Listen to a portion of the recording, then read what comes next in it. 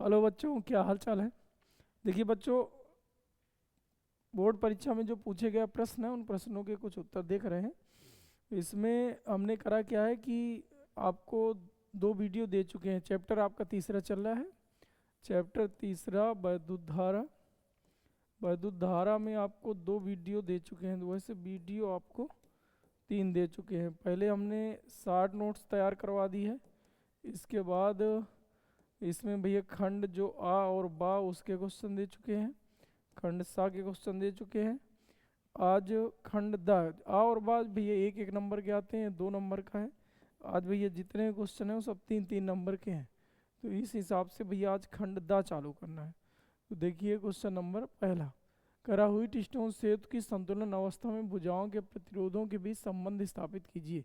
2024 में पूछा था, 2020 में भी पूछा था। करा हुई टिस्टोन की संतुलन अवस्था, तो पहले हुई टिस्टोन सेतु बना लो। इसमें क्या होता है, एक चतुर्भुज होता है। चतुर्भुज की चारों भुजाओं पर प्रतिरोध जोड़ लिए जाते हैं, जिन प्रतिरोधों के नाम क्रमशः हम पी क्यू आर एस दे देते हैं। एक विकर्ण पर धारा मापी जी जोड़ देते हैं। दूसरे विकर्ण पर एक हम सेल जोड़ देते हैं, कुंजी जोड़ देते हैं, और इसका संबंध दूसरे विकर्ण से ऐसे करके जोड़ दिया जाता है चित्रानुसार। ये दिखा, इसे बोलते हैं बेटा हुई टिस्टोन सेतु। अब भैया इधर पे देखिए, इस नाम दे दिया है चतुर्भुज का, मान लो ए है, ये बी है, सी है, ये डी है। अब देखिए इससे कुछ करंट जो रिलीज हुआ, करंट कुछ इधर जाएगा, उस करंट में से कुछ भाग इधर चला जाएगा। मान लीजिए टोटल जो करंट आया है आई है, आई में से I1 ऊपर चला गया, ये I2 चला गया। अब संतुलन अवस्था क्या होती है, संतुलन अवस्था में जो धारा मापी है इसमें जो बहने वाली धारा होती है यानी Ig का मान 0 होता है, मतलब धारा मापी में धारा का प्रवाह नहीं होता है, तो इसे संतुलन की अवस्था कहते हैं। अब संतुलन की अवस्था में प्रतिरोध जो पी क्यू आर एस है इनके बीच संबंध स्थापित करना, वैसे आया करता है पी बटे क्यू बराबर आर बटे एस, इसका निगमन करना। तो चलिए ठीक है, देखिए तो इसमें किरचॉफ का प्रथम और द्वितीय नियम लगा दिए जाए। किरचॉफ के नियम इसमें लगाने हैं। मान लीजिए देखिए भैया इधर पे संधि, ये संधि ए हो गया, संधि पर आने वाली धारा आई है और जाने वाली धारा I1 प्लस I2 है। तो आने वाली धारा का योग जाने वाली धारा के योग के बराबर होता है, किरचॉफ का पहला नियम होता है। चलिए ठीक है, द्वितीय नियम में क्या होता है, कोई एक बंद पास लेना है, बंद पास में बहने वाली धारा और संगत प्रतिरोध का गुणन और इनका बीज गणितीय योग कर डालना है। पहले जितने प्रतिरोध हैं उन प्रतिरोधों में कौन सी धारा बह रही है उनका गुणा कर लीजिए, फिर डायरेक्शन के साथ इनको जोड़ जोड़ घटा लीजिए, और ये बराबर होगा उस बंद पास के जितने भी सेल होंगे, सेलों के विद्युत वाहक बलों के बीज गणितीय योग के बराबर होगा। तो ये से बोला करते किरचॉफ का दूसरा नियम। तो इसके लिए पहला काम ये करना है कि आपको एक बंद पास पता होना चाहिए। तो देखिए हम ए से बी जाएंगे, ए से सी जाएंगे, सी से डी जाएंगे, डी से फिर ए आ जाए, तो एक ये बंद पास हो जाए। तो पहले आप लिख लो कि बंद पास ए से सी, सी से डी, डी से ए, इसमें भैया चेक करना है, किरचॉफ का दूसरा नियम लगाना है। तो बहने वाली धारा I1 है, संगत प्रतिरोध P है, ए से सी वाली भुजा में, फिर सी से डी जाना है, इधर पे लिखा है सी से डी जाना, तो सी से डी में 0 है क्योंकि धारा ही नहीं जा रही।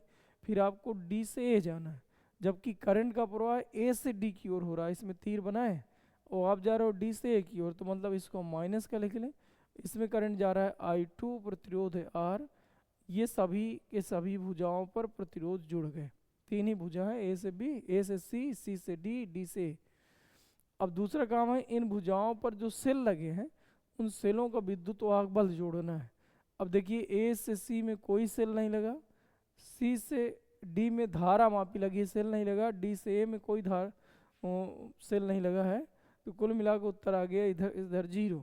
तो I1P बराबर लिख सकते हो I2R, इसको समीकरण फर्स्ट मान लो। ऐसे ही देखिए दूसरा, दूसरा हम बता रहे हैं कि एक आपका बंद पास है, सी से बी जाओ, बी से फिर डी, और डी से फिर सी, ए सी से डी, ये भुजा सी से डी, डी से सी से बी, और बी से डी, और डी से सी, ये लिखा भी है।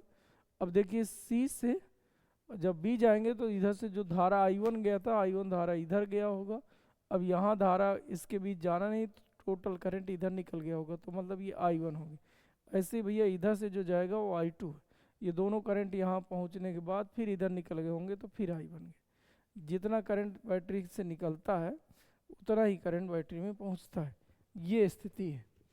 तो आप लिखोगे बहने वाली धारा, जिसको हम लिख सकते हैं I1, संगत प्रतिरोध का वैल्यू है Q, फिर B से D जाना है, जबकि करंट D से B जा रहा है, मतलब माइनस लगा लो। बहने वाली धारा I2 है, संगत प्रतिरोध यस है। फिर आप जाइए D से C, तो इधर धारा का प्रवाह ही नहीं हो रहा, 0 बराबर सेल एक भी लगे नहीं तो 0, तो आ जाएगा I1Q बराबर I2 यस।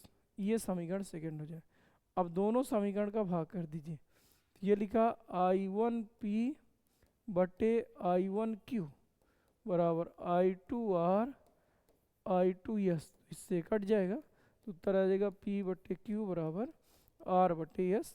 ये हो जाएगा समीकरण, आप ये हो जाएगा आपका उत्तर, यही संबंध होता है, यानी P बटे Q बराबर R बटे S। चलिए ठीक है, इसमें ऐसे ही लिख देना है। करा हुई टी-स्टोन से तो संतुलन अवस्था में भुजाओं के प्रतिरोधों के भी संबंध, तो बढ़िया चित्र बना दीजिएगा, बता दीजिएगा कहाँ क्या लगा है। फिर किरचॉफ के 2-3 नियम से 2-3 नियम दोनों लगाए हैं, यहाँ से उठा के रख देना, उत्तर आ जाएगा।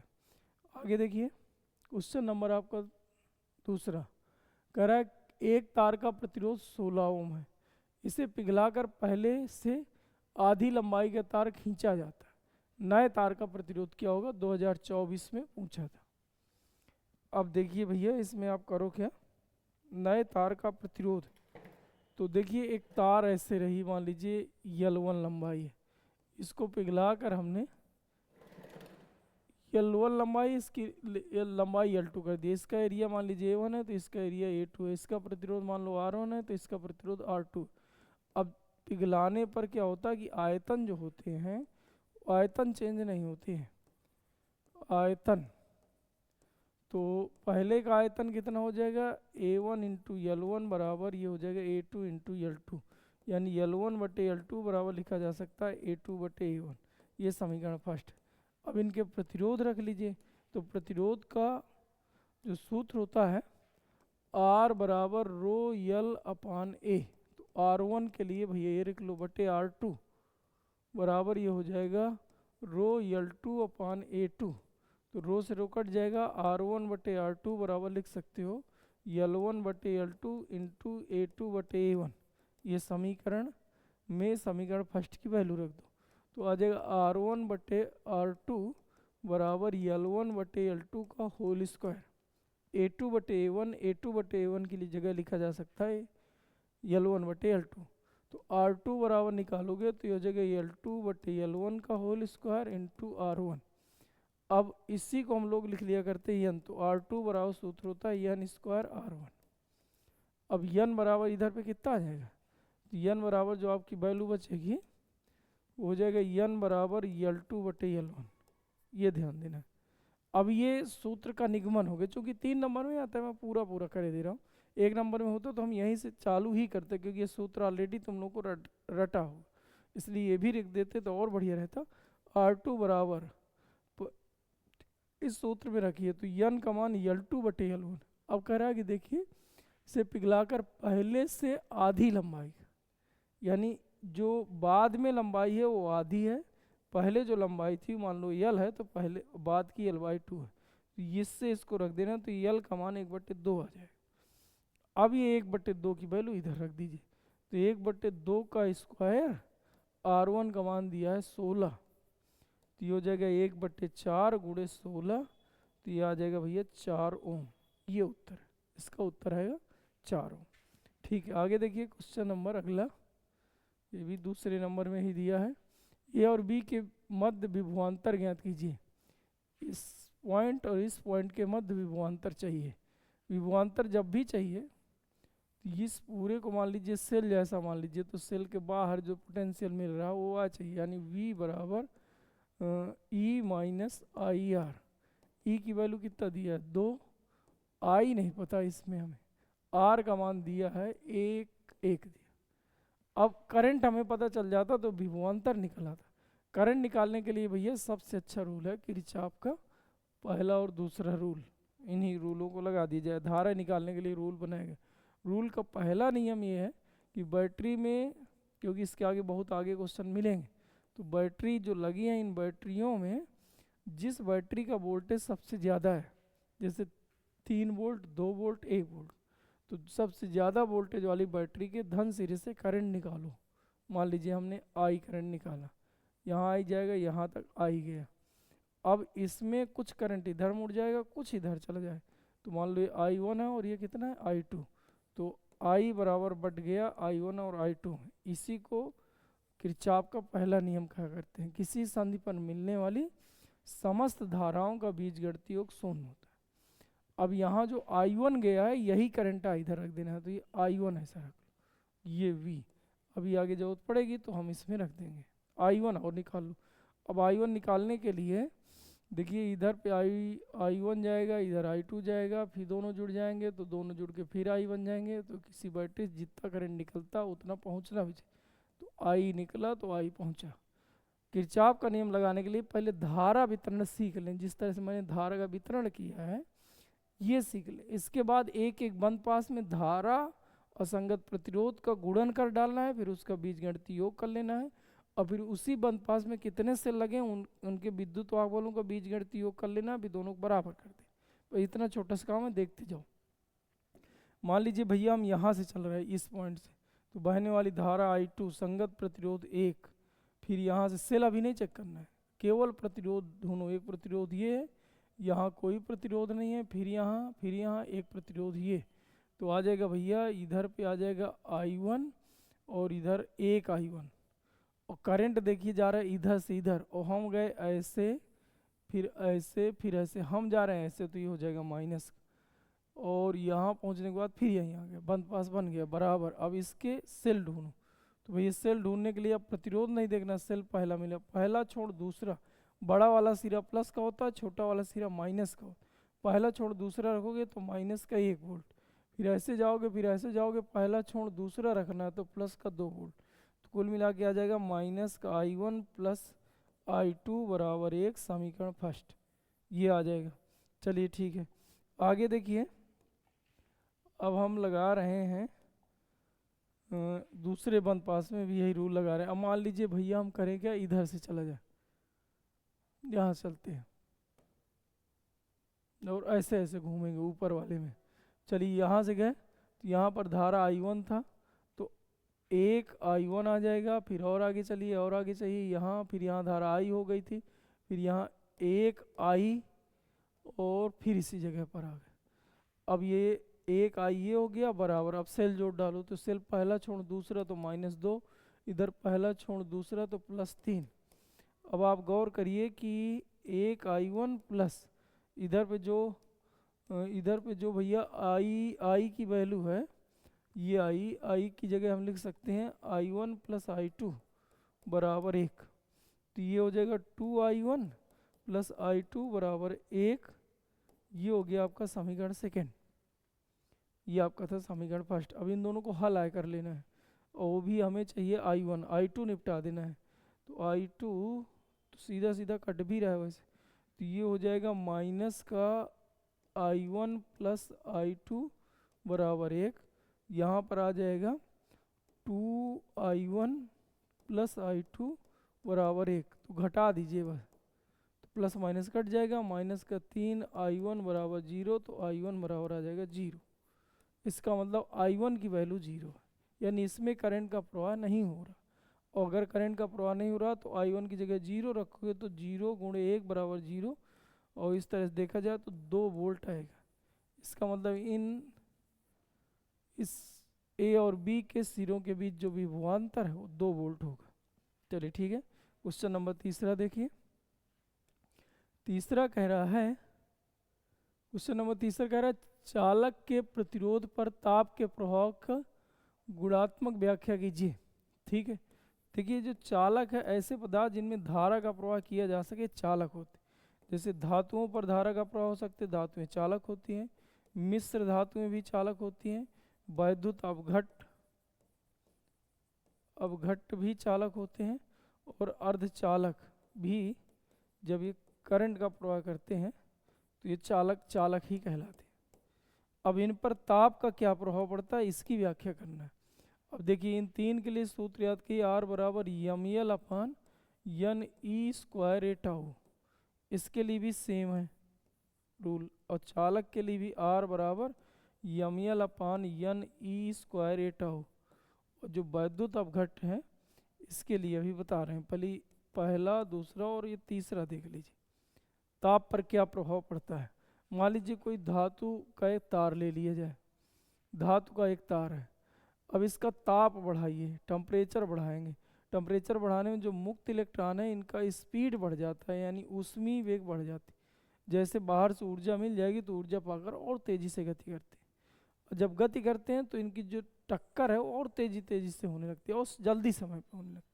जैसे दो वस्तुएं धीरे धीरे जाएंगी तो ऐसे टकराएंगी, टाइम लगेगा, बहुत तेज जाएंगे तो तुरंत जाएंगी। तो मतलब ऐसी कंडीशन में क्या होगा कि जो दो क्रमागत टक्करों के बीच जो लगा समय होता है जिसे श्रांतिकाल कहते हैं वो घट जाता है। अब इस सूत्र में दिमाग लगाओ, अगर आप सोचो कि इधर से हम टाउ, अगर हम इधर से टाउ को घटा दें, सूत्र में ये जो टाउ बना है इसको घटा दें, तो ऐसी कंडीशन में क्या होगा, प्रतिरोध बढ़ जाएगा, यानी प्रतिरोध बढ़ जाता है। यानी धातुओं का ताप बढ़ाने पर प्रतिरोध बढ़ जाता है। देखो चाहिए इधर देखो एक बार फिर से, जब किसी धातु का ताप बढ़ाते हैं तो आवेश वाहकों यानी मुक्त इलेक्ट्रॉनों का ऊष्मीय वेग बढ़ता है, इससे श्रांतिकाल घटता है। पहले आपको इतना बोल जाना है। अब R बराबर यम अपान यन ई स्क्वायर ए टाउ से यह निष्कर्ष निकलता है, यदि टाउ का मान यानी श्रांतिकाल का मान घटा दिए जाए तो प्रतिरोध का मान बढ़ जाएगा। इस प्रकार धातुओं का ताप बढ़ाने से प्रतिरोध बढ़ जाता है। इतनी सी बात आपको लिख देना है।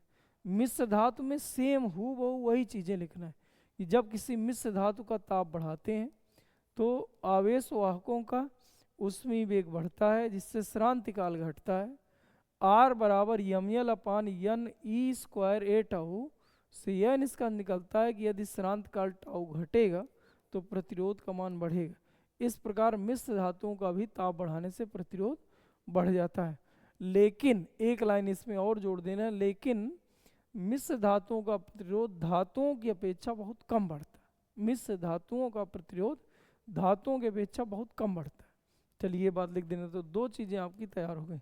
अर्धचालक में भी यही बोलना है कि जब किसी अर्धचालक का ताप बढ़ाते हैं, अर्धचालक का ताप बढ़ाते हैं तो उसमें वेग बढ़ता है, इससे श्रांतिकाल घटता है। श्रांतिकाल घटने से प्रतिरोध का मान बढ़ेगा। लेकिन इसमें एक घटना साथ में और चला करती है, जैसे भैया ताप बढ़ाते हैं तो अर्धचालक में क्या होते हैं कि सहसंयोजक बंध से भैया इसमें कोटर और इलेक्ट्रॉन होते हैं आवेश ले जाने वाले, सहसंयोजक बंध से क्रिस्टल बंधा होता है। और जैसे ताप बढ़ाते हैं तो उसमें विक्षोभ उत्पन्न हो जाता है, जिससे कोटर और इलेक्ट्रॉन बहुत तेज़ी से, जिसका मान यन होता है, यन ये बहुत तेज़ी से बढ़ता है। अगर ये बहुत तेज़ी से बढ़ जाएगा तो प्रतिरोध का मान बहुत तीव्रता से घटता है, और इन दोनों के परिणाम स्वरूप प्रतिरोध घट ही जाता है। इधर देखिए अभी से समझा रहे हैं। हमने कहा कि जब किसी, इसको कैसे लिख के आना ये थोड़ी समझे, जब किसी अर्धचालक का ताप बढ़ाते हैं तो आवेश वाहकों का ऊष्मीय वेग बढ़ता है, इससे श्रांतिकाल घटता है, जब जिससे प्रतिरोध बढ़ जाता है। लेकिन ताप बढ़ाने से अर्धचालकों में ऊष्मीय विक्षोभ के कारण, ताप बढ़ाने से अर्धचालकों में ऊष्मीय विक्षोभ के कारण आवेश वाहकों की संख्या, आवेश वाहक यहाँ कोटर और इलेक्ट्रॉन होते हैं, आवेश वाहकों की संख्या बहुत प्रबलता से बढ़ जाती है, जिससे प्रतिरोध बहुत तीव्रता से यानी घट जाता है। जिसके परिणाम स्वरूप ताप बढ़ाने पर, जैसे इसने बढ़ाया 2 ओम और ये घटा दिया सीधा 20 ओम, तो परिणामी रूप से 18 ओम घट ही गया ना। तो एक करा बढ़ेगा एक करा घटेगा, बिन में जो ज़्यादा होगा वही तो ज़्यादा होता है ये यन वाला, इस जिससे परिणाम स्वरूप भैया अर्धचालकों का ताप घट जाता है। यानी ताप बढ़ाने से जो अर्धचालक होते हैं ताप बढ़ाएंगे प्रतिरोध घटेगा, उल्टा चलता है। इन दो में समानुपाती होता है, ताप बढ़ाएंगे प्रतिरोध बढ़ेगा, ताप बढ़ाएंगे प्रतिरोध बढ़ेगा, लेकिन अर्धचालक का ताप बढ़ाओगे प्रतिरोध घटेगा, दिमाग में बैठा लेना। अब आ जाइए वैद्युत अपघट्ट। तो वैद्युत अपघट्ट में क्या होता है कि जब किसी विलयन को रासायनिक, जिसे हम रासायनिक पदार्थ कह सकते हैं, NH4Cl H2A यानी जल को मिला दिया जाए, तो ये जो विलयन होता है, इस विलयन का नाम रख दिया गया है भैया वैद्युत अपघट्ट। और जब इसमें एनोड और कैथोड ऐसे डाल दिए जाते हैं, तो जो धन आयन और ऋण आयन होते हैं, ये भैया इन इलेक्ट्रोडों कैथोडों की ओर चलते हैं, और जब चलते हैं तो एक सूक्ष्म धारा का प्रवाह होने लगता है। अब क्या होता है कि अगर हम इसका ताप बढ़ा दें, यानी जब किसी वैद्युत अपघट्ट का ताप, वैद्युत अपघट्ट है क्या, NH4 plus H2O NH4Cl plus H2O का ये विलयन रासायनिक पदार्थ जो यहाँ पर भरा है जलीय अवस्था में, यही वैद्युत अपघट्ट। वैद्युत अपघट्ट में भी करंट का प्रवाह होता है। वहाँ पर धन आयन और ऋण आयन जो होते हैं, धन आयन और ऋण आयन जो होते हैं आवेश वाहक का काम करते हैं। जैसे अर्धचालक में कोटर और इलेक्ट्रॉन आवेश वाहक का काम करते हैं, ये भैया मिश्र धातुओं पर मुक्त इलेक्ट्रॉन आवेश ले जाने का काम करते हैं, आवेश वाहक का काम करते हैं। ऐसे इसमें होता है। तो जब किसी वैद्युत अपघट्ट का ताप बढ़ाते हैं तो क्या होगा कि ऊष्मीय प्रसार के कारण जो इनके अणु हैं, यानी अब वैद्युत अपघट्ट के जो अणु हैं, इनमें प्रसार हो जाता है, अणुओं के बीच गैप बढ़ जाता है। गैप बढ़ जाता तो जो धन आयन और ऋण आयन होते हैं, ये आसानी से इनके बीच से गुजरते हुए इलेक्ट्रोडों तक पहुंच जाते हैं। इससे इसको बोला करते हैं सांद्रता घट जाती। और सांद्रता अगर घट जाएगी तो ऐसी कंडीशन में धारा का मान बढ़ जाता है, और धारा बढ़ जाएगा तो प्रतिरोध घट जाएगा। फिर से एक समझ लीजिए कि जब किसी वैद्युत अपघट्ट का ताप बढ़ाते हैं, जब किसी वैद्युत अपघट्ट का ताप बढ़ाते हैं तो विलयन की जो सांद्रता है, यानी वैद्युत अपघट्ट की जो सांद्रता वो घटती है। इससे आवेश वाहकों, यानी आवेश वाहकों मतलब धन आयन और ऋण आयन को चलने में सुगमता होती है, और धारा का मान बढ़ जाता है, और धारा बढ़ेगा तो प्रतिरोध घट जाता है। चलिए ठीक है, तीनों के बारे में जो अभी ये पूरा डिटेल से आपने लिखा समझा, इसी को बोलते हैं गुणात्मक व्याख्या। अब आगे आइए, दिए गए परिपथ में धारा का मान ज्ञात कीजिए। ये एक परिपथ दिया हुआ है, ये इसमें धारा का मान चाहिए। तो जब भी धारा पूछे, आंख मूंद के किरचॉफ का नियम लगाया करिए। जब तक आप डीसी पढ़ रहे हो, धारा पूछ रहा है तो भाई किरचॉफ का नियम। तो मान लीजिए यहाँ से करंट निकला, आई गया, इसमें भी आई जाएगा, इसमें भी आई जाएगा, इसमें भी आई जाएगा, यहाँ बस आइए जा रहा है सभी जगह, क्योंकि एक के अलावा कोई दूसरा पथ है ही नहीं करंट के प्रवाह के लिए। तो जब भी किरचॉफ का नियम भैया लगाना है तो पहले धारा का वितरण सीखना। धारा भैया आ ही गया, कहीं वितरित हुआ ही नहीं, पहले ये दिखा लो। अब वही रूल लगाना है, क्या, बहने वाली धारा संगत प्रतिरोध, चलिए ये आया प्लस, और आ गया ये, और आ गया ये, और आ गया ये। भैया यहाँ एक है आंतरिक प्रतिरोध, बाह्य प्रतिरोध, सभी जगह प्रतिरोध कोई छूटना ना चाहिए।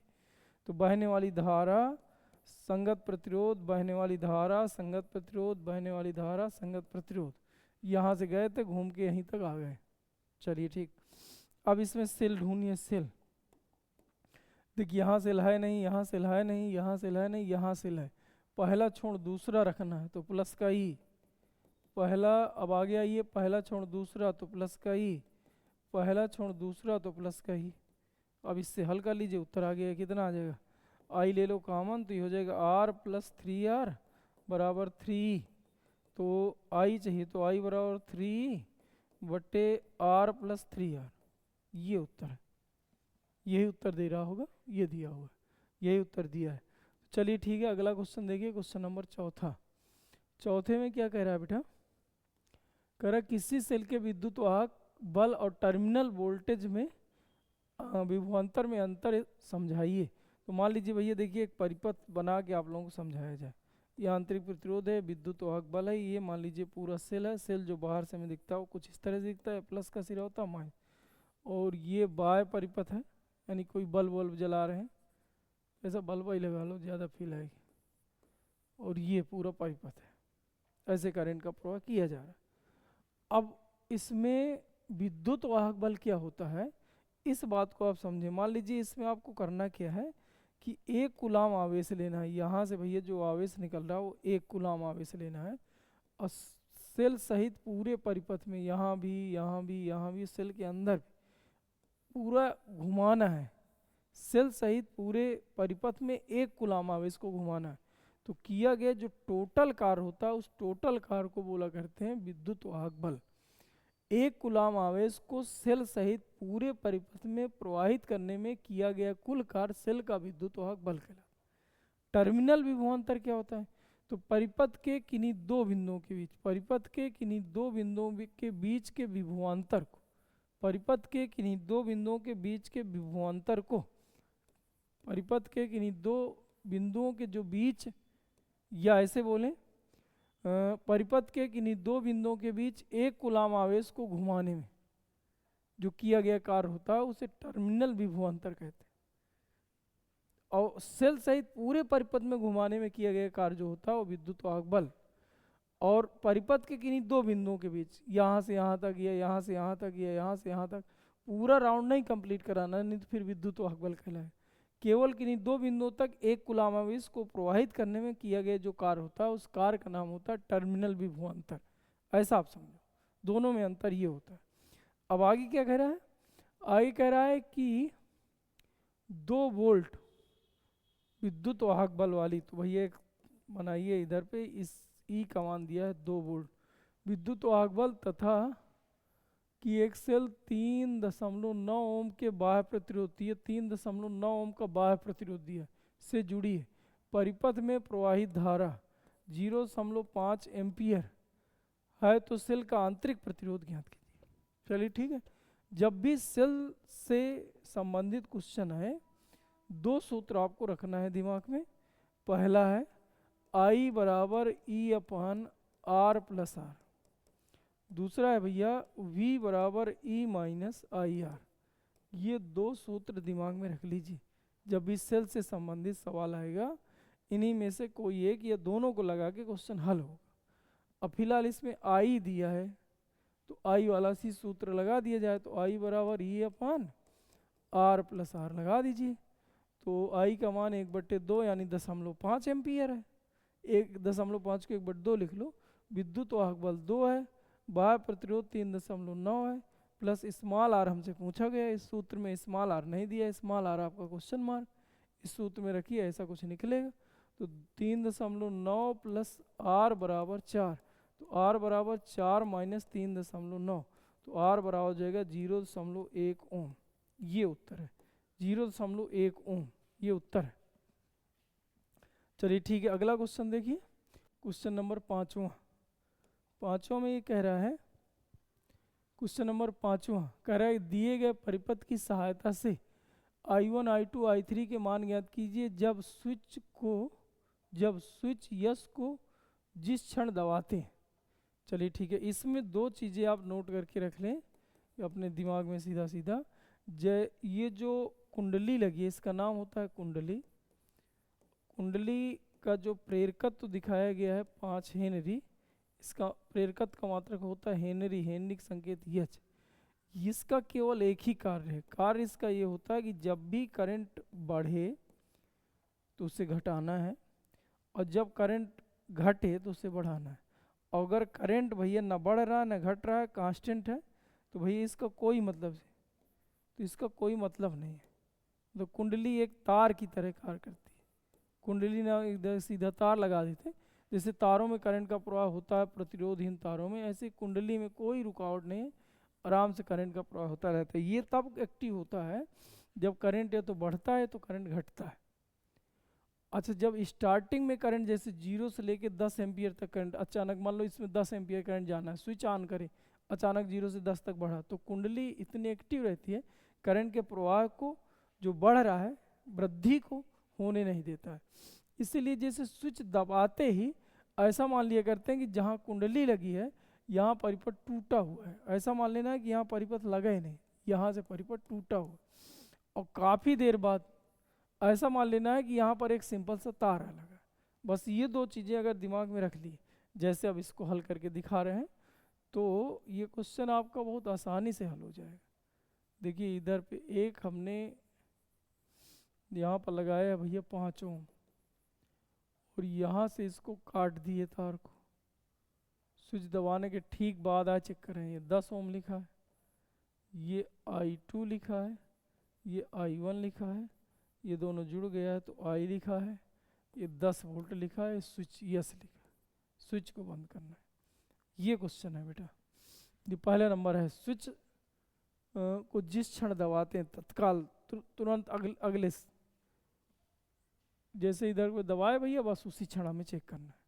उस समय भैया करंट बढ़ने की पोजीशन में रहा होगा तो उस समय जो कुंडली होती है धारा के प्रवाह को बढ़ने नहीं देता, मतलब बढ़ने नहीं देता, इधर से करंट का फ्लो ही नहीं होता। पहले एक स्टार्टिंग में एक झटके से करंट इधर से निकल जाता, इधर बाद में आएगा।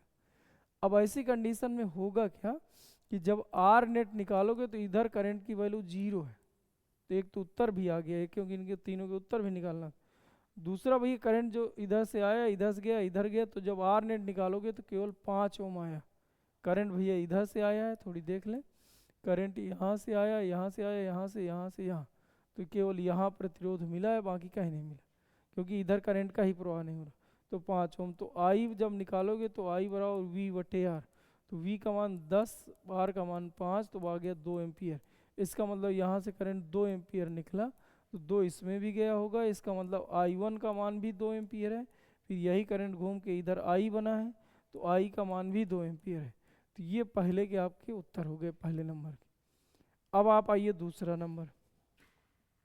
तो काफ़ी देर बाद आज इसको चेक करना, तो काफ़ी देर बाद हमने ये बताया कि जहाँ कुंडली लगी हुई है, जहाँ एक कुंडली लगी हुई है वहाँ एक सिंपल तार मान लेना। तो ये हमने एक सिंपल तार मान लिया है। ये 10 ओम लिखा है भैया, 5 ओम लगा है, यहाँ I1 करंट है, यहाँ I2 करंट है, करंट जुड़ गया है, तो I है 10 वोल्ट की बैटरी। अब कुछ परिपथ ऐसा बन गया होगा। अब देखो यहाँ हल करो, तो अब आप पहले तो आर नेट निकाल लो। तो ये दोनों समांतर क्रम में, समांतर क्रम का सूत्र होता है R1 गुणे R2 बटे R1 प्लस R2, तो 50 बटे 15, तो 5 से काटिए, 5 ते 15, 10 बटे 3 ओम। अब आई निकालो तो आई बराबर होता है वी बटे आर, तो वी का मान 10 बटे आर का मान 10 बटे 3 बराबर 3 एम्पियर। तो कुल मिला के करंट भैया यहाँ से निकला 3 एम्पियर। ये 3 एम्पियर इधर जाएगा, कुछ करंट इधर चले जाए, कुछ करंट इधर चले, ये इधर करंट गया I1, इधर भी करंट गया I2, और ये दोनों करंट मिला के इधर आ जाएगा, तो यहाँ फिर मिल जाएगा, तो भैया 3 एम्पियर उत्तर आएगा। अब आपको करना क्या है कि I1 I2 निकालो, करंट निकालना है तो भैया किरचॉफ का नियम। चलो किरचॉफ के नियम के लिए एक बंद पास बनना बहुत ज़रूरी है। तो देखिए हम यहाँ से चल रहे हैं, बहने वाली धारा, तो इधर पे धारा I2 गया था, इधर पे धारा I1 गया, वही धारा इधर नीचे दिखाई गई, बहने वाली धारा, तो 10 I2 इधर आइए, इधर तक पहुँच गए भैया, यहाँ से यहाँ, यहाँ क्रॉस हो गए, यहाँ फिर यहाँ ऐसे जा रहे हैं, करंट नीचे को आ रहा है, तो माइनस 5 I1 बराबर 0, क्योंकि इस बंद पास में कोई भी सेल नहीं जुड़ा है, तो इसका मतलब सीधा सीधा लिख सकते हो 2I2 बराबर I1, समीकरण फर्स्ट। अब आप सोचो इधर से करंट गया था 3 एम्पियर, जिसमें से कुछ I1 में गया, कुछ I2 में गया, इसका मतलब I1 प्लस I2 बराबर 3 लिख सकते हो, और I1 की जगह हम लिख दें 2I2 प्लस I2 बराबर 3, तो ये कितना हो जाएगा 3I2 बराबर 3, तो I2 का मान आ जाएगा 1 एम्पियर। मतलब इधर पे करंट जाएगा 1 एम्पियर और इधर करंट जाएगा 2 एम्पियर, और दोनों मिल के भैया इधर जाएगा ये, तो I1 का मान 2, I2 का मान 1, और दोनों जुड़ गया तो 3, I1 का मान ये 2 1 3। चलिए ठीक है, देख लीजिएगा, इसी तरह आपको हल करके आना है। आगे देखिए क्वेश्चन नंबर 6वां में कह रहा है कि अमीटर का पाठ्यांक, मतलब इसमें कितना करंट है वो आप नाप के हमें दिखाएं। तो भाई इधर से जो करंट निकला होगा घूम फिर के उधर वही करंट इधर आए, क्योंकि बैटरी के धन सिरे से जितना करंट प्रवेश कर रहा है, निकलता है, उतना ही ऋण सिरे से करंट प्रवेश करता है। तो वही अमीटर का पाठ्यांक, मतलब इसमें कितना करंट जा रहा है टोटल, ये चाहिए। करंट निकालने के लिए भैया अभी हम बताए किरचॉफ का नियम, तो किरचॉफ का नियम लगाइए या सीधा सीधा लगाए, क्योंकि ये हल्का भी है, 8 बैटरी लगी है। किरचॉफ का नियम तब ज़्यादा मतलब लगाने में मजा आती है जब 2 या 2 से अधिक बैटरी लगी हो, वरना क्या है कि उससे भी सरल है, सीधे सीधे हो जाते अगर एक ही बैटरी लगी है। अब जैसे इसमें 2 बैटरी लगा है, एक ये लगा है एक ये लगा है, इससे बिना किरचॉफ के हल ही नहीं होगा। लेकिन यहाँ किरचॉफ उरचॉफ की इतनी जरूरत नहीं, लगा दोगे तो गड़बड़ नहीं है, किरचॉफ का नियम भैया। लेकिन उससे भी सरल तरीके से हल हो जाए। देखिए 20 पी बटे क्यू बराबर आर बटे एस हो, तो यहाँ करंट का प्रवाह नहीं हो, ये हटाओ। कहने का मतलब इसको आप कर दो खत्म। अब इसी तरह यहाँ देखो तो ये इसका भी कोई मतलब पी बटे क्यू बराबर आर बटे एस, यानी यहाँ का और यहाँ का वोल्टेज सेम होगा तो इधर करंट का प्रवाह ही नहीं होना, तो प्रतिरोध कोई मतलब नहीं। अब अगर है नहीं तो ये तीनों ऐसी लाइन एक जुड़ी एक लाइन ऐसे जोड़ी है, इधर कुछ जुड़े नहीं है, तो इसमें भैया 20 तो 60 ओम इधर लिखा है, 60 ओम इधर लिखा है, दोनों है भैया समांतर क्रम में। तो भैया जब 1/R नेट निकालोगे तो 1/60 प्लस 1/60 तो आ जाएगा भैया 2/60, मतलब 1/30, यानी R का मान आ जाएगा भैया 30 ओम। अब आई चाहिए तो V/R लगाओ, तो V का मान 60/30 बराबर 2 एम्पियर इसका उत्तर है। यहाँ से 2 एम्पियर निकला होगा तो इधर 2 ही एम्पियर आ रहा होगा, तो अमीटर 2 एम्पियर नापेगा, 2 एम्पियर उत्तर सही भी। 2023 में पूछा था 3 नंबर में, बहुत सिंपल क्वेश्चन था बेटा। आगे देखिए 7वां, कह रहा है कि दर्शाए गए परिपथ के 10 ओम प्रतिरोध में धारा का प्रवाह कितना होगा। भैया इधर पे हमें करंट चाहिए कितना होगा। चलो ठीक है कोई बात नहीं, इधर से देखो बेटा, यहाँ करंट निकला आई, ये करंट इधर जाएगा इधर जाएगा इधर जाएगा, कुछ करंट इधर जाएगा तो I1, कुछ करंट इधर जाएगा तो I2, ये भैया I1 I2 आया इधर, दोनों मिलके फिर इधर जाएगा तो फिर I। अब ये I, ये पहला नंबर है भैया, जब भी किरचॉफ का नियम लगाएं धारा पूरे परिपथ में घुमा ले।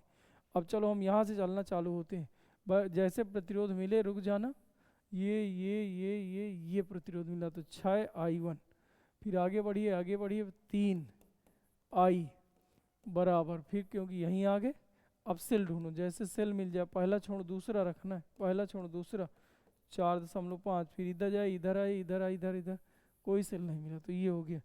अब 6 I1 प्लस 3 I। अब आप सोचो कि जो ये I है ये I है और इधर मिलके दोनों करंट इधर बटा था, फिर I हो गया, तो I 2 पार्टों में बटा था, यानी I बराबर है भैया I1 प्लस I2। किरचॉफ के पहले नियम से ये निकला करता है बार बार, तो भैया यहाँ से I की वैल्यू रख दीजिए, तो I1 प्लस I2 बराबर 4.5, तो ये हो जाएगा 9 I1 प्लस 3 I2 बराबर 4.5, समीकरण फर्स्ट।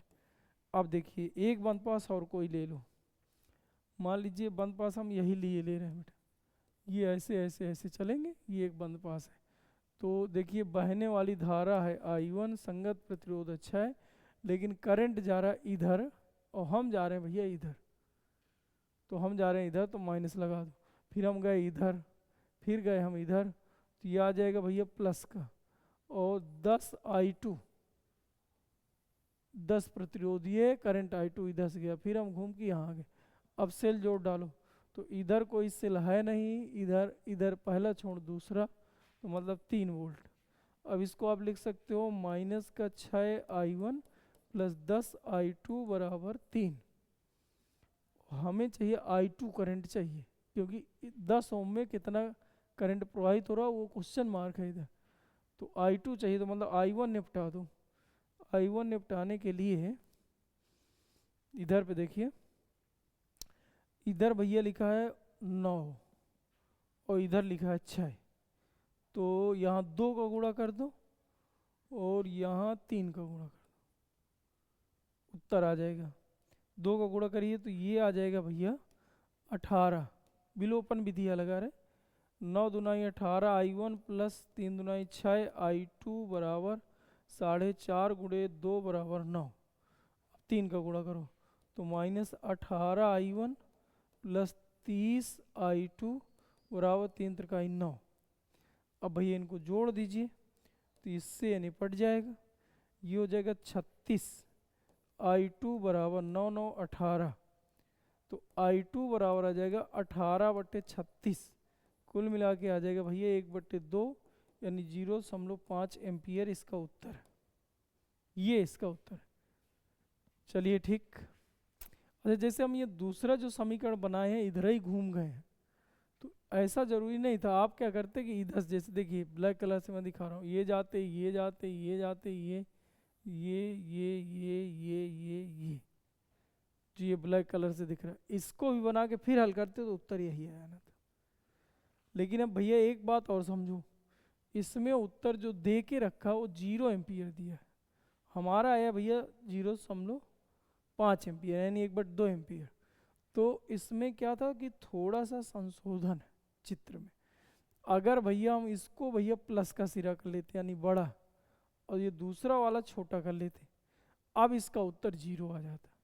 तो चाहे हम इधर लिखने में गलती करें हो या बोर्ड वाले ने उत्तर गलत दिया हो, फिलहाल जो ये चित्र है जो इधर सामने तुम्हें दिख रहा है इसका उत्तर 1/2 है। इधर पे जो करंट जाएगा इस करंट का मान 1/2 एम्पियर है। लेकिन अगर हम इसको थोड़ी से बदल लेते, ये वाला सिरा प्लस का लगाते और ये माइनस का लगा दिया, प्लस का हो जाए या माइनस का हो जाए, तो जो इस टाइम पर उत्तर आएगा ये यहाँ जो दिया है अब सही हो जाएगा। चलिए लगा के इसको भी देखते हैं। ये आ जाएगा भैया आई, ये जाएगा आई, बैटरी के धन सिरे से करंट निकालो आई, ये जाएगा आई, इधर ले जाओ भैया I1, इधर ले जाओ I2, ये I1 गया इधर जुड़ गया, फिर ये हो जाएगा I। ये पहला काम है कि परिपथ में धारा का बंटवारा कर लो। दूसरा काम है भैया बहने वाली धारा, अब यहाँ लिख सकते हो I बराबर I1 प्लस I2। अब देखिए बहने वाली धारा संगत प्रतिरोध, तो भैया इधर 3I पहुंचा क्योंकि करंट यहाँ भैया I जा रहा है, 3 बहने वाली धारा संगत प्रतिरोध। फिर यहाँ से हम इधर जाएंगे फिर इधर जाएंगे तो बहने वाली धारा I1 गुणे 6 संगत प्रतिरोध भैया इधर इधर इधर यहीं आ गए। अब सेल ढूंढो, सेल इधर सेल है नहीं, इधर सेल है नहीं, इधर सेल है, केवल एक सेल छोड़, वो भी पहला छोड़ दूसरा रखना है, तो पहला छोड़ दूसरा मतलब प्लस का 4.5। चलिए ठीक, आई की वैल्यू यहाँ रखो तो 3, I1 plus I2 plus 6I1 बराबर 4.5, मतलब हम सीधा सीधा लिख सकते हैं 9I1 प्लस 3I2 बराबर 4.5 समीकरण फर्स्ट।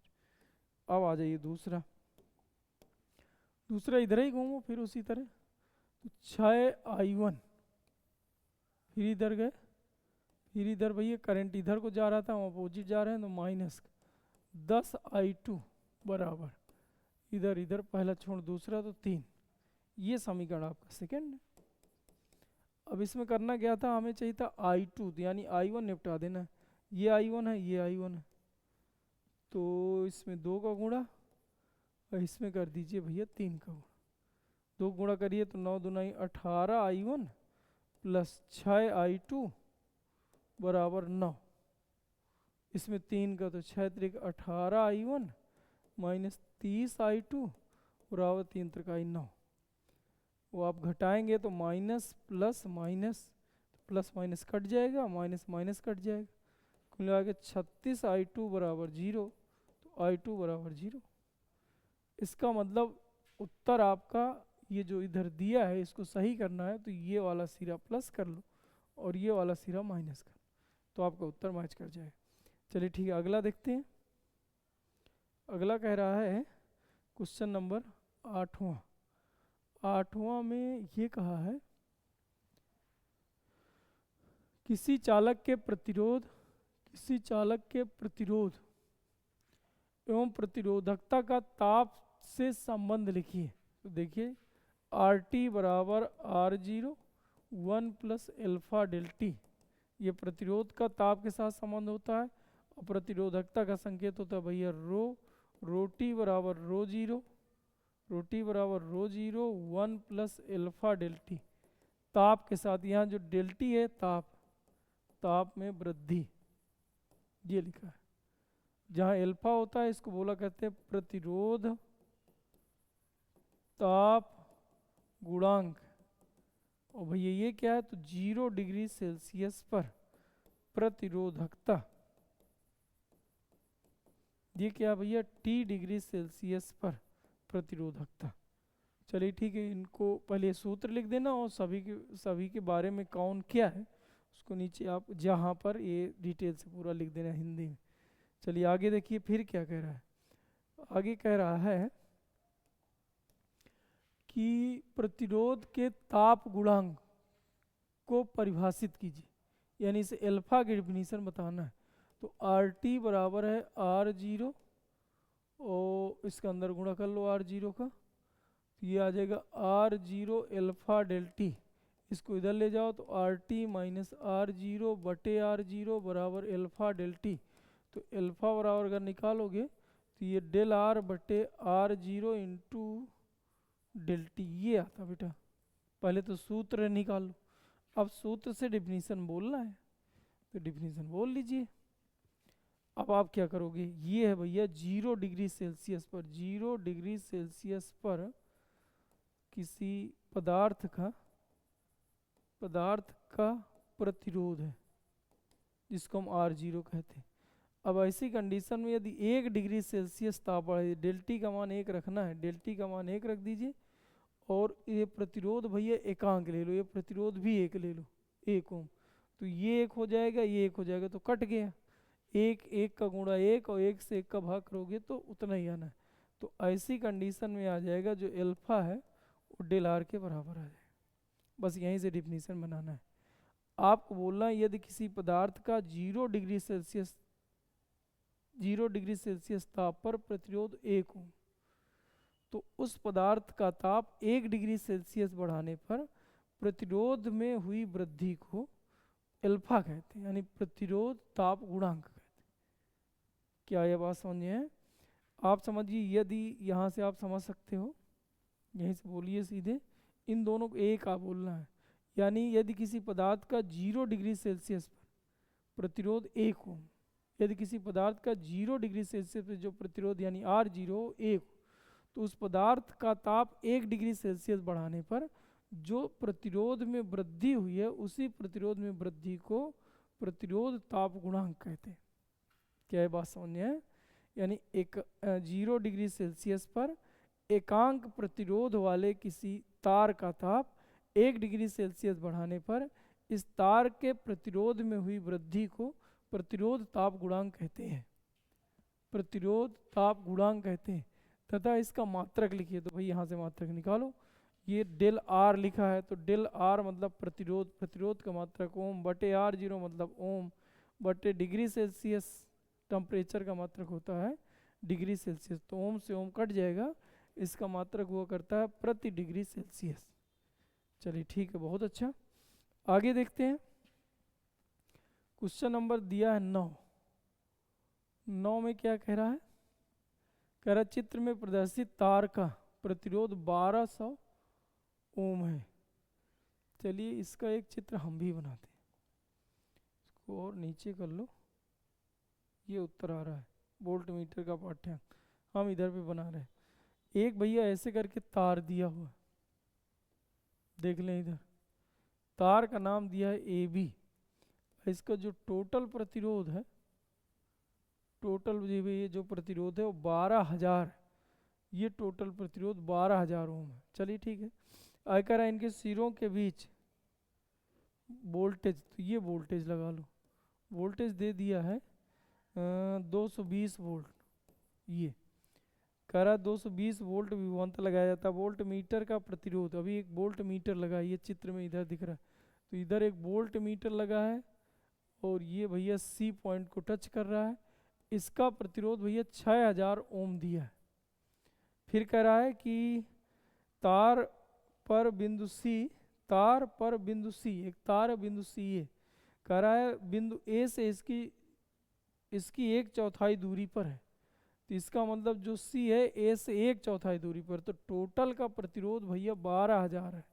यहाँ से लेके यहाँ तक का प्रतिरोध 12,000, ये 1/4 दूरी पर है, यानी 12,000 बटे 4 ओम इधर आ जाएगा और शेष जो बच जाएगा उधर आ जाएगा। 3 चौक 12 कितना देगा? 4 3 12, इसका मतलब यहाँ आ जाएगा 3,000 ओम। 3,000 ओम भैया प्रतिरोध इधर है और 3 अगर इससे घटा दो तो 9,000 ओम भैया इधर प्रतिरोध। ये अब क्या कह रहा है कि वोल्ट मीटर का पाठ्यांक क्या है? कुल मिला के हमें करना क्या है, जो इधर से लेके इधर तक वोल्टेज है उसको ज्ञात करना है। तो वोल्टेज ज्ञात करने के लिए भैया करंट चाहिए। करंट भैया यहाँ से कितना निकला ये निकालो। करंट निकालने के लिए भैया V/R होता है, तो R निकालो। V तो पता है 220, 220/R निकालना पड़ेगा। तो R निकालने के लिए हम लोग करें क्या, पहले तो आप समझिए कि इसका एक चित्र कुछ ऐसा बन रहा है। यहाँ ऊपर भैया दिया है 6000, यहाँ पे भैया जो प्रतिरोध दिया है 3000, और इससे भैया ये जो जुड़ा है इधर 9000, और ऐसे करके ये एक बैटरी जुड़ी है कुल मिला के 220 वोल्ट की, ऐसा है। अब अगर इसका प्रतिरोध तुम्हें निकालना है तो पहले तो इनको समांतर क्रम में जोड़ो। तो समांतर क्रम का सूत्र हुआ करता है R1 गुणे R2 बटे R1 प्लस R2। तो ये 3 जीरो चले जाएंगे, 3 दूनी 9, 3 दूनी 6, कुल मिला के इधर आ जाएगा 2000 ओम। 2000 से जुड़ जाएगा तो R जो नेट आएगा वो आ जाएगा तो 9000 प्लस 2000, तो 9 2 हो जाएगा 11000, 11000 ओम आएगा। अब 11000 ओम आएगा तो अब समझिए इधर से करंट कितना जाएगा। तो करंट के लिए ये परिपथ कुछ ऐसे बना हुआ है, यहाँ 220 वोल्ट है, इधर से करंट कितना रिलीज हुआ, तो I बराबर V/R। तो अब करंट निकालना है बेटा, तो करंट के लिए हम लोग करें क्या, V का मान 220/R का मान कितना आया था 11000, 11000 कर लीजिए, 0 0 निपट जाएगा, 11 दूनी 22, यानी 2/100 मतलब 1/50 एम्पियर करंट आएगा। अब आप सोचो कि ये जो करंट यहाँ से गया 1/50 एम्पियर यहाँ से करंट निकला, ये इसमें भी जाएगा इसमें भी जाएगा, लेकिन दोनों को जोड़ने के बाद इधर तो 1/50 एम्पियर जाना, फिर यहाँ से 1/50 एम्पियर फिर इसमें आ। तो हम ऐसा करें, इसका वोल्टेज निकाल लो। तो V बराबर सूत्र R इंटू आई, R का मान 9000, I का मान 1/50, 0 0 निपट जाएगा, तो 4 से 5 से भाग करो, 5 के 5, 4 बचा, 5 अट्ठे 40, 180 वोल्ट इधर है। 220 वोल्ट की बैटरी में 180 वोल्ट ये खा गया, इसका मतलब इसके पास कितना वोल्टेज बचा, तो 180 20 इधर 20 इधर 40 वोल्ट आया उत्तर। या अगर तुम्हें इधर नहीं निकालना है, डायरेक्ट हमें भैया इसी का उत्तर चाहिए, तो आप समझो जो कुछ 1/50 एम्पियर करंट बैटरी से निकला, उनमें से कुछ इधर कुछ इधर, तो इन दोनों को जोड़ ही दो, तो जितना करंट है एक साथ पास होने है। जोड़ने पर इधर जो आया था नेट वैल्यू वो आ गया था भैया 2000 ओम आया था। तो अब इधर पे V निकालो, तो V बराबर R इंटू आई, तो 2000 गुणे I का मान 1/50, तो इससे कटेगा बराबर 40 वोल्ट आ जाएगा। 40 वोल्ट उत्तर है। क्या कुछ बात समझ में आई? चलिए ठीक है, आगे देखते हैं। क्वेश्चन नंबर 10वां। देखिए बेटा, इन क्वेश्चनों को किरचॉफ के नियम से हल करना, और ये कई सारे क्वेश्चन आए होंगे, इसलिए इन क्वेश्चनों को कुछ अपने से भी प्रैक्टिस करके जाना है। तुम लोग को आते ही हैं क्वेश्चन।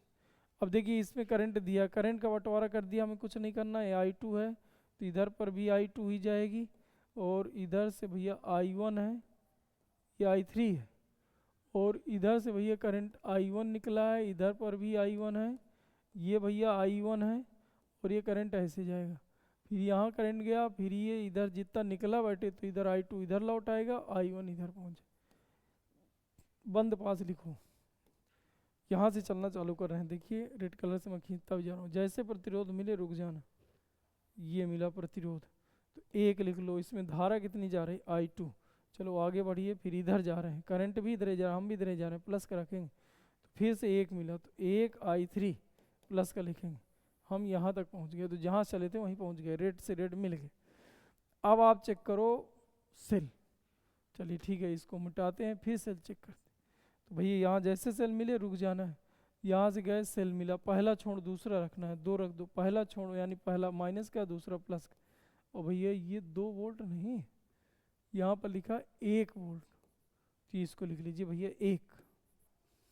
अब और आ गया ये, और आ गया ये है, ये है, ये है, ये है, ये कुछ नहीं, कुल मिला के समीकरण पहला है, हटाओ दूसरा आइए। अब हम कैसे चलें, ऐसे चलते हैं। देखिएगा बेटा, अब इधर हम इधर चल रहे हैं, जैसे कोई प्रतिरोध मिले, रुकिएगा, ये मिला तो 1I1, चलिए क्रॉस कर जाओ, फिर ऐसे जाओ तो प्लस 1I3, फिर ऐसे गए मिल गए, फिर अब सेल जोड़ो, पहला छोड़ दूसरा, तो भैया आगे एक, इधर सेल है नहीं, इधर सेल है नहीं, तो ये एक आ गया। अब चलिए इधर देखो, एक और बात समझिए आप, इधर से करंट गया था I2, इधर करंट गया I2, इधर से आया I1, फिर इन दोनों जगह पे ये मिला, संधि का नियम यहाँ पर लग रहा है, किसी संधि पर मिलने वाली समस्त धाराओं का बीजगणितीय योग शून्य होता है। तो आने वाली धारा है भैया, ये आने वाली धारा I1 है, ये भी आने ही वाली धारा है, संधि पर आने वाली धारा है, तो I2 है, जाने वाली धारा I3, तो एक समीकरण आपका ये बन रहा है। अब आप इनको हल करें तो I1, I2, I3 प्रत्येक प्रतिरोध पर धारा चाहिए, यानी कुल मिला के I1, I2, I3 निकाल लो तो प्रत्येक प्रतिरोध पे धारा निकल आई। तो आप करो क्या, एक काम और कर लिए जाए, I1, I2 के बीच रिलेशन लाना है। अब देखिए एक बात और इधर से समझिए, समीकरण एक और बना ले रहे हैं, थोड़ी हल्का ही हो जाए, कौन दिमाग लगाए इधर ज़्यादा। अब देखो यहाँ से चल रहे हैं, बहने वाली धारा I1, प्रतिरोध 1, बहने वाली धारा ये है भैया I2, इधर से करंट आया था, ये हम जा रहे हैं इधर को, तो माइनस का, बहने वाली धारा I2, संगत प्रतिरोध 1, चलो यहाँ आ गए, यहाँ आ गए, यहाँ आ गए, यहाँ। अब देखिए यहाँ से बैटरी पहला छोड़ दूसरा, तो 1, यहाँ से आई बैटरी नहीं मिला, यहाँ नहीं मिला, यहाँ पहला छोड़ दूसरा, पहला छोड़ दूसरा, पहला मतलब प्लस का है माइनस, तो माइनस का 1, कुल मिला के आगे I1 बराबर I2। अगर I1 I2 बराबर है तो फिर इसको यहाँ रख दिया जाए, यहाँ I2 की जगह भी I1 रख लो, तो I1 I2 की जगह I1 रख लो प्लस I3 बराबर 1, और यहाँ लिखा I1 प्लस I3 बराबर 1। अब ये कुल मिला के दोनों बराबर हो जाएंगे, कट जाएंगे, इससे कुछ होना नहीं, यहाँ रख लो, तो यहाँ भैया I1 I2 बराबर I है, तो यहाँ 2I2 या बराबर ऐसा भी लिख सकते हो 2I1 बराबर I3, ये। अब जहाँ आपका I3 है वहाँ बदल लो, तो I3 की जगह लिखा जा सकता है, ये जैसे ये मान लो I1 है, और I3 की जगह लिखा जा सकता है, I3 की जगह 2I1 बराबर 1, तो 3I1 बराबर 1, तो I1 बराबर 1/3, ये उत्तर आएगा। और यही उत्तर इसमें भी आ रहा होगा, देखिए 2I2 और I3 की जगह लिख लो 1I2, और I3 की जगह लिख लो, I3 की जगह 2I2 बराबर 1, तो 3I2 बराबर 1, तो I2 बराबर 1/3, 1/3, 1/3, और अगर हमें चाहिए I3 तो 2/3, तो I1 का मान 1/3, I2 का मान 1/3, I3 का मान 2/3। चलिए ठीक है। अब प्रत्येक में कहा था कि प्रत्येक में भैया धारा का मान, तो जब आप आंसर लिखेंगे तो आंसर और एकदम क्लियर कर दीजिएगा, 1 ओम, सब एक है, एक तो लिखा है, कुल मिला के BC ऐसा लिख लो, BC में जो प्रतिरोध लगा है उसमें धारा का मान है I1 का मान 1/3 एम्पीयर। फिर जो यहाँ और यहाँ यानी AC के बीच जो करंट का प्रवाह है वो 2/3 है, और जो यहाँ पे जो प्रतिरोध लगा था जिसका नाम DC है, तो इसमें भैया 1/3 एम्पीयर। इस तरह से और चीज़ें क्लियर कर दीजिए। और आगे देखिए भैया क्वेश्चन नंबर 11, क्वेश्चन नंबर 11 ये कह रहा है कि अपवाह वेग तथा वैद्युत धारा के बीच संबंध स्थापित कीजिए। ठीक है, बिल्कुल। माना एक तार है जिसकी लंबाई L है, तार के सिरों को एक बैटरी से जोड़ा गया है, जिससे इसमें उपस्थित इलेक्ट्रॉन, जिससे तार में उपस्थित मुक्त इलेक्ट्रॉन अनुगमन वेग से एक सिरे से दूसरे सिरे की ओर चलने लगते हैं, VD वेग से एक सिरे से दूसरे की ओर चलने लगते हैं। यदि तार का क्षेत्रफल, ये जो तार है, अनुप्रस्थ काट का क्षेत्रफल A वह एकांक आयतन में इलेक्ट्रॉनों की संख्या, मुक्त इलेक्ट्रॉनों की संख्या, मुक्त इलेक्ट्रॉनों की संख्या मान लीजिए भैया n हो, तो पहले इतना आपको लिख ही देना है। माना भैया यह लंबाई का एक तार है जिसके सिरों को बैटरी के सिरों से जोड़ दिया गया है, जिससे मुक्त इलेक्ट्रॉन अनुगमन वेग vd से गति करने लगते हैं। यदि अनुप्रस्थ काट तार के अनुप्रस्थ काट का क्षेत्रफल है वह एकांक आयतन में उपस्थित मुक्त इलेक्ट्रॉनों की संख्या n हो, तो धारा निकालने का सूत्र हुआ करता है कुल इलेक्ट्रॉन गुणे E/T। अब देखिए इधर पे एकांक आयतन में इलेक्ट्रॉनों की संख्या, तो इसमें भैया n निकालना है, n कुल इलेक्ट्रॉनों की संख्या इस चालक के अंदर, मतलब आप ये समझिए कि यहाँ से लेके यहाँ तक जितने भी इलेक्ट्रॉन उन सभी को रख देना है। तो एकांक आयतन में कितने हैं n, इसका आयतन कितना हो जाएगा, तो लंबाई l है, क्षेत्रफल इसका a है, टोटल आयतन का गुणा कर दिया तो संपूर्ण आयतन में कुल इलेक्ट्रॉन निकल आए, तो n का मान निकल आएगा। तो यहाँ रख दीजिए NaL up into E/T। T होता है समय, समय बराबर सूत्र होता है समय बराबर दूरी, यानी इनको इलेक्ट्रॉनों को इस सिरे से इस सिरे की ओर चलना है, तो दूरी हो जाएगी L, समय बराबर दूरी बटे चाल, चाल कितना Vd, तो L से L कट जाना है और ये Vd ऊपर पहुंच जाएगा, तो NeAVd ये उत्तर होता है। I बराबर NeAVd निगमन था बेटा। आगे देखिए क्वेश्चन नंबर 12 में क्या कह रहा है कि एक इलेक्ट्रॉन 500 वोल्ट के विभवांतर से त्वरित किया जाता है, तो वह चाल, तो भैया सीधा W बराबर Q इंटू डेल वी सूत्र याद करो। चाल वाल पूछे तो भैया K की जगह 1/2 mv स्क्वायर बराबर Q इंटू डेल वी, एक ही सूत्र है, बस इसी में आपको रखना है। अब यहाँ से V चाहिए तो V बराबर 2Q डेल वी बटे m का अंडर रूल, अब यहाँ वैल्यू रख दो, तो ये बेटा हो जाएगा 2 इलेक्ट्रॉन 1.6 गुणे 10⁻19 डेल वी यानी विभवांतर 500 वोल्ट ये लिखा बटे m, इलेक्ट्रॉन का द्रव्यमान इधर रखा जाता है, इलेक्ट्रॉन का द्रव्यमान रखेंगे, तो इलेक्ट्रॉन का द्रव्यमान 9.1 गुणे 10⁻31। लेकिन बच्चों याद रखना है या 9.1 न रख के 9, जब भी भैया अंडर रूल पे इलेक्ट्रॉन का द्रव्यमान रखना हो तो 9 रख लिया करो। ऐसे क्या है कि अंडर रूल के बाहर कम से कम निकल तो आएगा, कैलकुलेशन हल्का हो जाए, वरना आपका निकल तो आएगा अंडर रूल के बाहर, लेकिन आप सही टाइम पर कर ना पाओगे, टाइम बहुत ज़्यादा लग जाए। तो कुल मिला के लिखा है 16/90, इसका दशमलव आ हटाए ये वाला दशमलव, और ये 1000 ये लिखा है 1000 और 10⁻19 और ये लिखा है 10⁻31। चलिए ठीक है। अब इधर पे और देखिए, तो ये 3 0 इससे और कम करो तो आ जाएगा 16, 19 से 3 गया 16 और 10⁻31 ऊपर जाएगा प्लस का हो जाएगा, 16 घटा दीजिए तो यहाँ हो जाएगा 11 में से 6 जाएगा 5, यहाँ 2 में से 1 जाएगा 1, 15, 16 दुनाई 32, हाँ 15 ही आएगा। तो हम लिख सकते हैं 16/90 गुणे 10⁻15। अब यह तो घात ये तो 14 की हो या तो 16 की हो, क्योंकि विषम घात है तो यह अंडर रूल के बाहर ना निकले, तो यह 0 हम इसको दिए दे रहे हैं, तो ये 0 जब ऊपर जाएगा तो माइनस का होगा, तो घात हो जाएगी भैया 14 की। अब इस 16 को लिख सकते हो 4, 9 को लिख सकते हो 3 गुणे 10⁻7, यानी 1.33 गुणे 10⁻7 मीटर पर सेकेंड, ये उत्तर है, ये बेटा उत्तर है। चलिए ठीक है, आपको आगे क्वेश्चन अभी आपको दूसरे वीडियो में दे रहे हैं, कैसे समय हो गया हमारा, बाकी वीडियो बाकी वीडियो अगले वीडियो दे रहे हैं बाकी